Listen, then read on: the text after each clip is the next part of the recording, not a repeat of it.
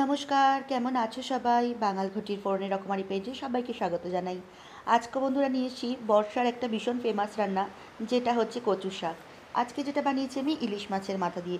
ভীষণই সহজ সাদা একটা রান্না, করতে একটু যদিও ঝামেলা লাগে, সময় মনে হয় বেশি লাগে, তাও এই রান্নাটা কিন্তু খুব একটা কঠিন না। তো এই রান্নাটা কম বেশি আমরা সবাই জানি, যে যার মতো করে বানাই। আমি কি করে বানাই সেটাই আজকে তোমাদের সাথে শেয়ার করব। রান্নাটা এখানে শুরু করব। শুরু করার জন্য সবার প্রথম বসিয়ে দিয়েছি কড়াই। কড়াইতে দিয়ে দিলাম সর্ষের তেল। আমি রান্নাটা সর্ষের তেল দিয়ে করছি। এই রান্নাটা সর্ষের তেল দিয়ে করলেই খেতে বেশি ভালো লাগবে। তাই তেলটাকে আগে ভালো করে গরম করে নিয়েছি। তেল খুব ভালো করে গরম হয়ে গেলে ইলিশ মাছের মাথা আমি এখানে নিয়ে নিয়েছি। ইলিশ মাছের মাথাগুলোকে ভালো করে কেটে ধুয়ে পরিষ্কার করে রেখেছিলাম। তার মধ্যে নুন হলুদ দিয়ে মাখিয়ে রেখেছিলাম। সেই ইলিশ মাছের মাথাগুলোকেই এখন উল্টে পাল্টে ভালো করে কড়া করে ভেজে নেব। এইটা যখন ভাজা করব, এরকম গোটা গোটাই মাথাটা রাখবো। প্রথমেই মাথাগুলোকে ভেঙে গুঁড়ো করে দেবো না। এরকম গোটা গোটা করে মাথাগুলোকে লাল লাল করে ভেজে নিয়েছি। মাথাগুলো ভাজা হয়ে গেছে সুন্দরভাবে। মাথাগুলোকে তুলে নেব। মাথাগুলো তুলে নেওয়ার পরে কড়াইতে যে তেল আছে সেই তেলেতেই বাকি রান্নাটা করব। এতে ইলিশ মাছের গন্ধটা আছে, সেই গন্ধতে বাকি রান্নাটা করলে খেতে খুব ভালো লাগবে। তেলের মধ্যে ফোড়নে দিয়ে দিলাম শুকনো লঙ্কা, দিয়ে দিলাম তেজপাতা। এখন ফোড়নে যেটা দিলাম, সবার প্রথম দিলাম জিরে ফোড়ন। জিরে ফোড়ন দিলাম যতটা, ঠিক ততটাই দিলাম পাঁচ ফোড়ন। আমি কচুর শাকে জিরে ফোড়ন আর পাঁচ ফোড়ন মিশিয়েই করি। আমি এটাই আমার বাড়ির বড়দের থেকে শিখেছি, তাই এইভাবেই করি। তাতে কিন্তু আমার স্বাদটা খুবই ভালো লাগে।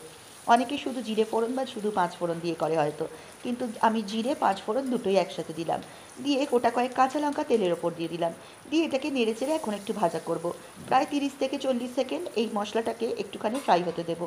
গ্যাসের ফ্লেম কিন্তু একদম কম করে রাখবো। একদম কম করে দিলে ফোড়নটা আস্তে আস্তে ভাজা হতে থাকবে, আর ফোড়নের ফ্লেভারটাও তেলে সুন্দর করে ধরতে থাকবে। যখন ফোড়নটা ভাজা হয়ে যাবে, এর মধ্যে দেখো আমি নিয়েছি কচুর শাক। কচুর শাকটাকে আগে ভালো করে কেটে বেছে পরিষ্কার করে ধুয়ে গরম জলে ভালো করে সিদ্ধ করে নুন দিয়ে সেটাকে জল ঝরিয়ে রেখেছিলাম। আমি সিদ্ধ করার প্রসেসটা তোমাদের দেখালাম না, কারণ ওইটাতে এমন কিছু একটা ব্যাপার না, ওটা মুখে বললেই তোমরা হয়তো বুঝতে পারবে। তাই জন্য তোমাদেরকে মুখেই বলে দিলাম। যখন সিদ্ধ করেছি একটুখানি নুন দিয়ে সিদ্ধ করে নিয়েছি, নিয়ে জল ঝরিয়ে রেখে দিয়েছিলাম। এই কচুর শাকটা দিয়ে কচুর শাকটাকে ভালো করে নেড়ে চেড়ে কচুর শাকটার মধ্যে এখন দিয়ে দিলাম গোটা একটা টমেটো। আমার বাড়িতে প্রত্যেকটা রান্নাতেই কম বেশি টমেটো একটা করে ব্যবহার করাই হয় প্রত্যেকটা রান্নায়, তাই এইটাতেও মানে টমেটো দিয়ে দিলাম। তো তোমরা যদি অনেকে হয়তো টমেটো খেতে পছন্দ না করতে পারো, তাহলে নাও দিতে পারো। তবে কচু শাক তো একটু গলা ধরে, এই ধরনের জিনিস তো একটা টমেটো দিতে পারো। তাতে একটু টকের ফ্লেভারটা থাকে তো, তাহলে পরে গলা চুলকাবার বা এই যে ভয়টা থাকে সেটা থাকবে না। যদিও এই কচুটা আমার খুব আজকে ভালো ছিল, গলা ধরা তো দূরের কথা, আমি কাটার সময়ও হাত চুলকায়নি। কচুটা খুবই ভালো ছিল, তবুও কচুতে একটুখানি টমেটো দিলে ভালোই লাগে, খারাপ লাগে না। তা আমি টমেটোটা দিয়ে এখন দেখো ভালো করে এখন নেড়ে চেড়ে কচু শাকটার জলটা যেটা আছে সেটাকে মারতে হবে। এটা কিন্তু একটু ধৈর্যের কাজ। এটা একটু ধৈর্য ধরে গ্যাসের ফ্লেম মিডিয়াম আঁচ করে দিয়ে বারবার ঢাকনা চাপা দিয়ে দিয়ে আমি কিন্তু এটাকে করে নিয়েছি। আমি কিন্তু খুব বারবার তোমাদেরকে দেখাইনি, যখন অনেকটা করে জল শুকাচ্ছে তখনই পরপর ঢাকনা খুলে খুলে তোমাদেরকে দেখাচ্ছি, যাতে তোমাদের বুঝতে সুবিধা না, মানে অসুবিধা না হয়। কচুর শাকে এখনও অনেকটা জল আছে, এখনও কিন্তু খুব ভালো করে এই জলটাকে টানাতে হবে। কচুর শাকে জলটা এখন অনেকটাই আমার টেনে গেছে। এই অবস্থাতেই এখন আমি এর মধ্যে দিয়ে দেবো মশলা। মশলার জন্য দিয়ে দিলাম হলুদ গুঁড়ো, দিলাম একটুখানি জিরার গুঁড়ো। এখানে হলুদ গুঁড়ো বা জিরার গুঁড়ো যেগুলো দিচ্ছি খুবই কম পরিমাণে দেবো, খুব বেশি পরিমাণে দেবো না, অল্প অল্প দেবো। আর স্বাদ মতো দিয়ে দিলাম নুন। যতটা প্রয়োজন নুন কচুর শাকে দেওয়ার প্রয়োজন, আমি ততটা নুন দিলাম। মনে রাখে নুনটা দিতে হবে, কারণ আমি যখন কচুটা সেদ্ধ করেছিলাম তখন কিন্তু এর মধ্যে নুন দিয়েছিলাম। তারপরে এর মধ্যে যেটা দিলাম এটা হচ্ছে নারকেল কোড়া। নারকেল কোড়াটা দিয়ে এখন ভালো করে নেড়ে চেড়ে এই কচুর শাকটাকে রান্না করব। যতক্ষণ না কচুর শাকের জলটা শুকাচ্ছে ততক্ষণ এইভাবে রান্না করতে থাকবো। তাতে কি হবে, নারকেলের যে কাঁচা গন্ধটা সেটাও চলে যাবে, নারকেলটাও কচুর শাকের সাথে মিশে ভাজা হতে থাকবে, আর কচুর শাকের জলটাও কিন্তু টানতে থাকবে। তো দেখো মশলাগুলোকে খুব ভালো করে মিশিয়ে নেড়ে চেড়ে আমি এখন কচুর শাকটাকে নারকেলের সাথে রান্না করতে দেবো। তো খুব ভালো করে নেড়ে চেড়ে ঢাকনা চাপা দিয়ে দিয়ে বারবার করে এই রান্নাটা করেছিলাম।